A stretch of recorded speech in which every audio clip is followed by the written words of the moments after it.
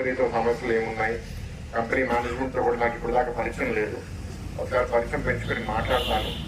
ప్రభుత్వం ఏదైతే తప్పులు గతంలో చేసిందో ఆ తప్పులు మీ ఒక్క ప్లాంట్కే కాదు, ఆ ఫెరలైజ్ సెక్టర్ అందరితో మేము కలిసి మాట్లాడి మీకు మేము ఏం చేస్తే మీరు బాగా పనిచేయగలుగుతారు.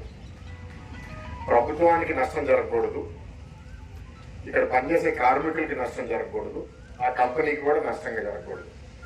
అన్నీ బ్యాలెన్స్ చేస్తేనే మనం ముందుకెళ్ళగలుగుతాం. సో ఈ కంపెనీ యాజమాన్యంతో మాట్లాడతాము.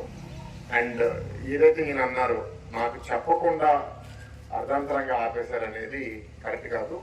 అట్లీస్ట్ ఒక నెలన్నా 2 వారాలన్నా మీకు చెప్పి మేము నడపలేకపోతున్నామని చెప్పుంటే బాగుండు. మీకు ఆ 2 వారాలు నెల ముందు కూడా చెప్పలేదు, చెప్పుంటే బాగుండు. ఎందుకంటే మీరందరూ ఆయన అన్నట్టు 12,000 10,000 మీద బతుకుతున్నప్పుడు సడన్గా ఆపేస్తే బతుకుతారు అనేది చాలా కష్టం అయిపోతుంది.